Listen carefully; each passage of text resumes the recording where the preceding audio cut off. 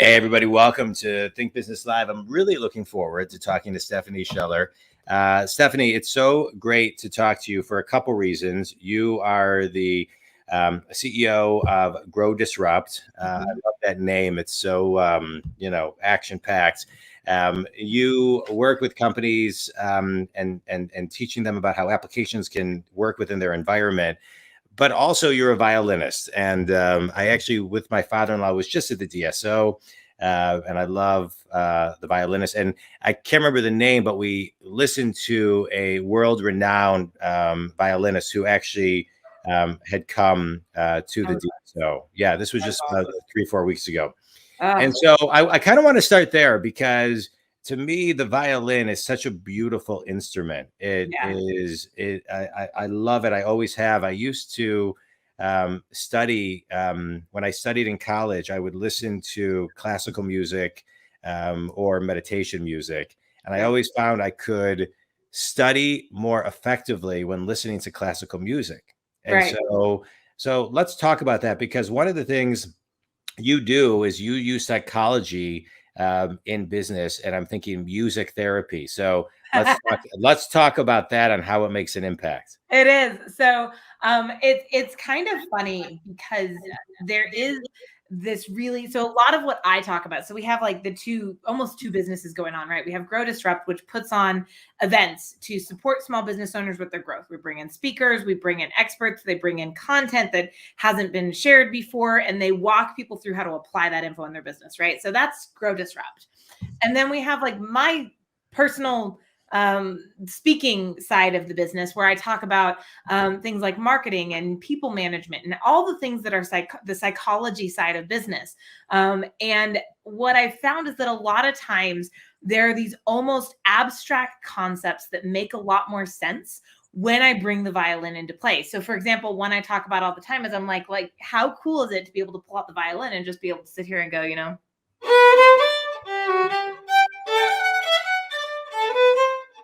right? It's a blast.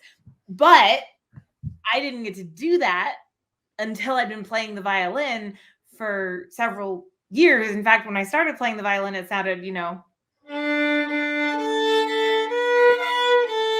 right? Like, come on, no one gets excited to hear someone play a twinkle on the violin. But here's the thing, and that's even almost a misleading example right there, because when I really started on the violin, it sounded more like cats fighting. And so when you start on something like the violin, we know that to become virtuosic, to reach that level of performance, is a beautiful thing, right? As soon as people see I have the violin, everyone just gets excited. Yeah. What we forget is the amount of work that goes into getting past it and how many hours were spent playing Twinkle, Twinkle, Little Star. Yeah. Right. So let's talk about that, because we're in a world right now where technology is really moving people more towards comfort in instant gratification versus delayed gratification. And, and I say technology because everything is at our fingertips today. We don't have to, I use Instacart to go grocery shopping. I use Amazon to buy 98% of my things. I use PayPal to pay for whatever Amazon does it. I mean, it's really easy to want things immediately. I find myself getting irritated when, there's an option on Amazon that I could get something. Yeah, it's like it'll deliver in 2 weeks, and I'm like, well, screw that. Right, 2 weeks. I need it. I need it tomorrow, or by 6 tonight. And so what do we do? Because as a business coach, I work with a lot of clients on this too. This delayed versus instant gratification. And just to go off of your company name, Grow Disrupt, that's something I think we all need to grow and disrupt in ourselves and build that muscle memory. So what does that look like from your lens? So first of all, I love that you brought up the name, because people give me like these weird looks. They're like, that name doesn't make any sense. I'm like, it does, because if you want to create growth, you're going to have to do something different than you've been doing. Right. So grow, we disrupt to create growth. We disrupt the norms. And to me, that is a huge part of it. Right. Like, so until I'm willing, like I have to create growth. I'm one of the people who ascribes to the whole fight. If you're not growing, you're dying. And so I have to create growth here, and I'm going to have to do something different. And I'm going to have to push through the frustration. We have a joke with playing the violin. It goes like this. It takes 5 minutes to learn how to play the violin and 5 years to make it sound good. Yeah. And all the violinists laugh because it's not really a joke. Like it's really truly how it works, but we forget that part. And we think we have to put something out that sounds perfect the first time. I mean, the first time I played the violin publicly, it was on a Facebook Live that I was really hoping no one would get on. And like I go back and I look at it and it didn't sound all that great, right? Yeah. I joke that I played the violin on my church praise team for years through high school, and I played the electric violin so they could turn the volume down all the way so no one could hear me. But you have to get these practices out, and you have to pick up the violin and play and get through that uncomfortable. Playing the violin looks super easy. There's actually quite a bit of physicality that comes into it. So it's which string I'm going to hit comes down to where my elbow is. Right. So if I want to get to the G string, like my elbow has to be all the way up here. People don't really notice that. And it's uncomfortable until you start to build the muscle to get there, right? To where it becomes second nature. So it's not going to be perfect. And I think this is the thing we have to recognize. I just did a training on TikTok and I said, look, thing to keep in mind, TikTok's been around since I can't remember now, it's either 2016 or 2018, right? Yeah. No one really heard about it till last year, but it's been around for a while because there was a ton of iterations getting to where it is the behemoth that it's become today. Yeah. And that's what we have to learn to be comfortable with as small business owners is let me get out there, let me take action and understand it's probably not going to sound great, look great. It's not going to look as effortless as they make it look online. Like you bring on guests that make it look easy to grow your business sometimes, right? Like, and it's not going to be as easy, right? They're giving you the 20-year overview in a minute and a half. Right. Well, it's not. Yeah, it's not only that, but it's it's the whole process versus perfection, right? Yeah. So, I don't worry that the lighting isn't always right. I mean, I have a microphone, a camera. This is my office. Every light that I've ever bought breaks, so I just rely on sunlight now. It just like dies out.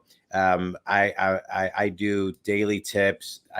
Sometimes the technology's off a millisecond, or I fumble on my words. I don't mean to use myself as an example, but the reason I do is because you have to let your ego at the door and just the content speaks for itself. And you just have to be patient and not keep on doing retake after retake. I think people connect more with the imperfect than the perfect. And so, because we don't have time to be perfect today. I mean, the world will pass you by if you wait for perfect. Yeah. There's, I think one of the things my coach likes to tell me, he went to an event that Ty Lopez spoke at, and Ty Lopez was going off about how once you have an idea, you have 7 days to get it into production or move on. Like you stop trying to make it perfect. We had a speaker at the Grow Retreat. Our big flagship event is the Grow Retreat. We do it every January. We have continued doing it through the pandemic safely with no viral spread. I always have to add that because people start to panic. But we had this speaker in January who came in and he said, look, the people who are more successful than you aren't smarter than you. They just execute. Uh-huh. Yeah. Well, execution is the key, right? And it's, it's interesting. I think you have to, I'd like your opinion on this too. I think you have to batch things, right? Because I think today, it's interesting that you have 7 days to, et cetera, on your comment. I think you have to be memorable today. You have to, our attention spans are less than a goldfish of less than 7 seconds. And you have to be memorable. People don't read, they skim. Right. People don't listen to video, they watch the captions. So as this is going live right now, we can't see the captions, but on Facebook, it will self-populate the captions. So there's more people that will watch it, but not click to play and just read. Right. And so, it's, things move so quickly. So how do you advise clients to to kind of subscribe to, hey, building your muscle, and it takes time, and this is how you kind of map it out. So one of the best things to do in it, especially when I've got someone who's like, but Stephanie, I just need to get to whatever the outcome is they're aiming for. First and foremost, going in and actually breaking down how many hours people have put into those, right? So you look at someone who's gone viral and they've only got a couple of videos on their feed or whatever, right? But then you dig a little bit of further digging, and they've got like 18 platforms and profiles that they put up that didn't go anywhere. Right. And it looks like they went viral overnight. And so a lot of it is just exposure to realizing the amount of time that people put in to becoming successful. Right. The whole 10,000 hours to become an expert as a violinist. I mean, I'm not even to 1,000 hours yet on the violin. And that's with playing an hour a day for the past like year and a half. But that's still not even 1,000 hours. But here's the thing, it is good enough for me to be able to get up and play. It is good enough for me to be able to make an impact. And so I encourage people to, when you're sitting here and thinking, well, I've got to do it perfectly, first and foremost, whoever you're looking at as the perfect example, really do some research. Like, stop taking their now and comparing it to your now, because your stories are running different timelines. Correct. Just doesn't make sense for me to say, well, I'm not, I for a little while there, I struggled. I don't know if you know who Mike Michalowicz is. He's the author of the book Profit First. He's a fairly big name. Oh, sure. Yeah, right. So for a while there, we've had him come out to some of our events, and I was so bummed because I was like, man, I just want to be at Mike Michalowicz's level, right? And then I was like, okay, hold on a second. He's like 10 years older than me. I got 10 years to get to that level. Calm down, Steph. And when I reframed it, it turned it into, okay, so if I and then I could break it down into these little steps. But I think that's what has to happen, is we have to break it down and understand. Even Amazon didn't get to where they can deliver stuff same day overnight. I mean, Amazon's been around for 20 plus years now, and they're getting to that now. And last year, but they're constantly committed to improvement and evolution and to evaluating what's going on in the marketplace so they can decide what improvements are worth pursuing, because not every improvement is worth pursuing. Yeah. Good. All right. Good. I love it. So rewind for me real quickly. You're in San Antonio, Texas. Mm-hmm. Yep. I was born in San Antonio, Texas, on the Air Force Base. So, that's right. Which one? There's like 4 of them. I can't remember. If you said it, I would remember. Randolph, Lackland. Yeah. You do some interesting things. Take me back to your earliest memory of a mentor that planted a seed that got you doing what you're doing today, that had an influence. So there's, you asked specifically for a mentor. But I go back to this one crazy moment that happened for me. I've shared the story a couple of times, not super often. But this was actually before I even started my own business. I was working as a sales rep for the local newspaper, and I walked into this. I was having a rough week. If you've been in sales, I was having a rough week. And I walk into this one jewelry store, hoping to drum up a sale so I can hit quota and not be in trouble. And I walk in, and of course the business owner isn't there. But what was interesting was that I walk in hot. In San Antonio, Texas in September, it was hot. I was sweating. It was not a good day. And I'm exhausted. I'm beating myself up because what most people don't even realize is I didn't realize I got a job in sales. I thought I was like some kind of consultant, not a sales rep. So I'm like beating myself up. I hate the fact that I'm in sales. I hate that I'm bugging people. I am like really hard on myself on this day. And I walk in, and the owner's not there, but her team treated me so well. Yeah. They offered me a bottle of water. They were touring me around the jewelry store. They were showing me this. They were letting me try on jewelry. And I just remember walking out thinking, I can do this. I don't have to be an aggressive, pushy, smarmy salesperson. Why don't Yeah. I just sell like that and have fun and connect with people? And so that moment, right? That moment obviously made a difference for me, my sales career. But what it's also done for me is it has also shifted how I approach being a business owner, because we make an impact that exceeds anything we're ever going to recognize. That business owner and I reconnected over a decade later. And Yeah. I told her, I was like, oh my God, I know who you are, because I walked in and cold called your like jewelry store 10 years ago. She was like, oh, hi. But that's the impact we make, right? That is what we do as small business owners, and understanding that everything I do impacts my life, my team's life, their families' lives, my spouse's life, and every single person they encounter is impacted from there. Yeah. That made one of the most profound impacts on me as a business owner. I love it. As a business owner, I love that story. As a business owner, you're a 2020 Woman Business Owner of the Year award recipient. Mm-hmm. What what was your biggest reflection on that? So I think, it's kind of funny.